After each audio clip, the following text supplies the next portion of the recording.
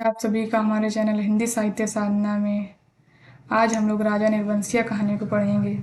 इस वीडियो में हम लोग राजा निर्वंशिया कहानी से संबंधित महत्वपूर्ण पात्रों को, इसके प्रमुख कथनों को और इम्पोर्टेंट पॉइंट्स को देखेंगे। तो चलिए देखते हैं। वीडियो को स्टार्ट करने से पहले मैं आप लोगों को बता दूं, अगर आप लोगों ने इस वीडियो को अंत तक देख लिया तो आप लोग इस कहानी से संबंधित सारे प्रश्नों को ईजिली सॉल्व कर सकेंगे।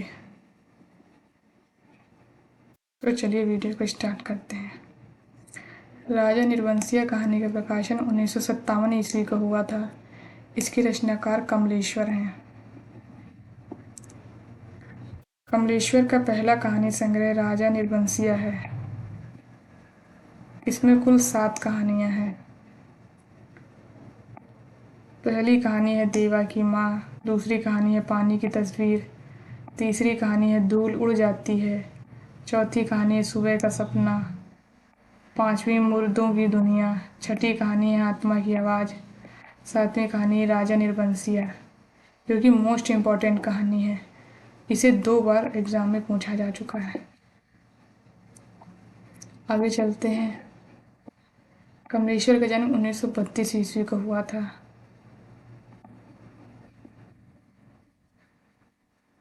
इसके अन्य कहानी संग्रह हैं कस्बे का आदमी 1958, खोई हुई दिशाएं 1963, मांस का दरिया 1966, बयान 1973, आज़ादी मुबारक 2002।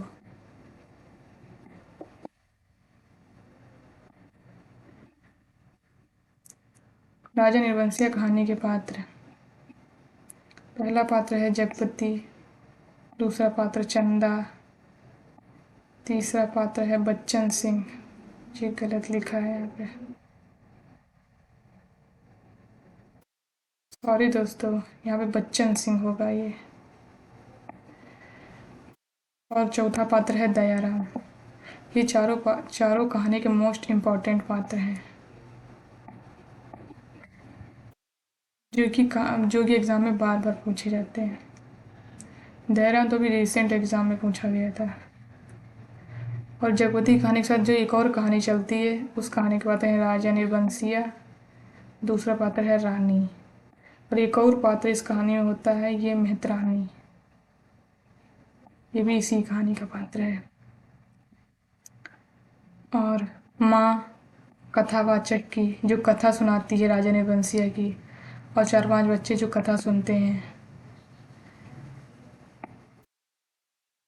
यमुना सुनार, सुदर्शन दर्जी, चाची जय जगवती की चाची, बन्ने और शकुरे लकड़ी काटने वाले होते हैं ये, बंसी किराने वाला, कथावाचक, मधुसूदन, मुंशी जी, और अंतिम पात्र है हंसराज पंजाबी। ये गौण पात्र हैं राजा निर्वंशिया कहानी के, लेकिन हो सकता है एग्ज़ाम में पूछ लिए जाएं, इसलिए आपको इनको भी ध्यान से पढ़ना होगा। इस कहानी में उल्लेखित स्थान एक ही है, मैनपुरी, और मैनपुरी के निवासी ही जगपति और चंदा है। कहानी के महत्वपूर्ण बिंदुओं को देखेंगे। पहला पॉइंट है कथावाचक। जगपति का दोस्त था, दोनों मिडिल स्कूल से साथ पढ़ने जाते थे। अगला पॉइंट है कथावाचक मैट्रिक पास करके स्कूल में नौकर, और जगपति कस्बे के वकील के यहाँ मुहर्रिर हो गया था। अगला पॉइंट है जगपति की माँ को सांस की बीमारी थी।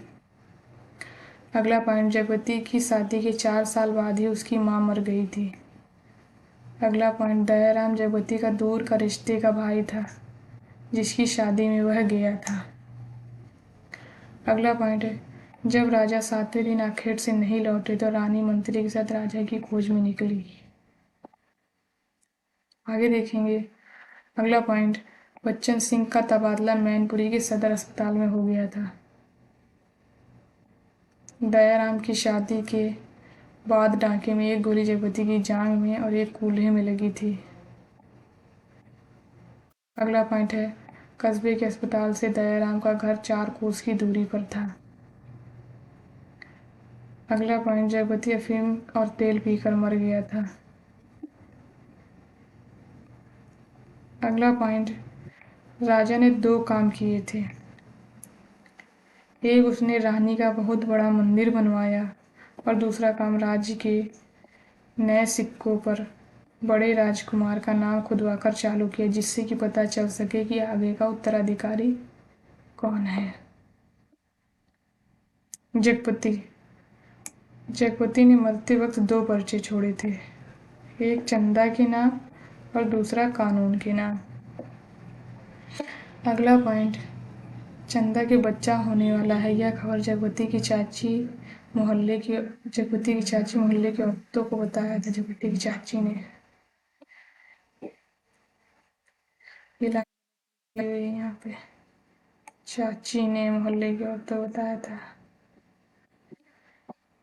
अगला पॉइंट, मुंशी जी ने जगपति को बताया कि चंदा ने एक बच्चे को जन्म दिया है।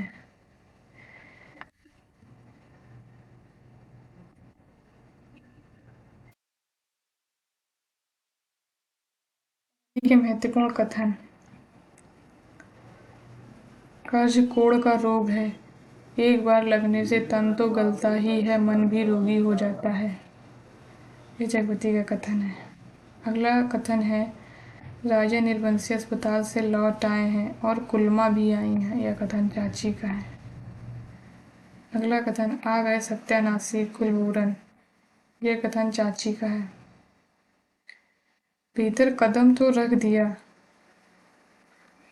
पर सहसा सहम गई, जैसे वह किसी अंधेरे कुएं में अपने आप कूद पड़ी हो। ऐसा कुआं जो निरंतर पतला होता गया और इसमें पानी की गहराई पाताल की परतों तक चली गई हो, वह नीचे धंसती चली जा रही हो। अगला पॉइंट है, ये हवाई बंदूकें इन तेल बिलाई लाठियों का मुकाबला नहीं कर पाएंगी जवानों। यह कथन जगपति का है। अगला कथन है, अस्पताल में या तो फौजदारी के शहीद आते या गिर गिरा के हाथ पैर तोड़ लेने वाले एक आध लोग। अगला कथन, ये दवाइयाँ किसी की मेहरबानी नहीं है, मैंने हाथ का कड़ा बेचने को दिया था, उसी में आई हैं। ये कथन चंदा का है। अगला कथन, बच्चन सिंह सिहर सा गया और उसके हाथों की अभ्यस्त निठुराई को जैसे किसी मानवीय कोमलता ने छू लिया हो।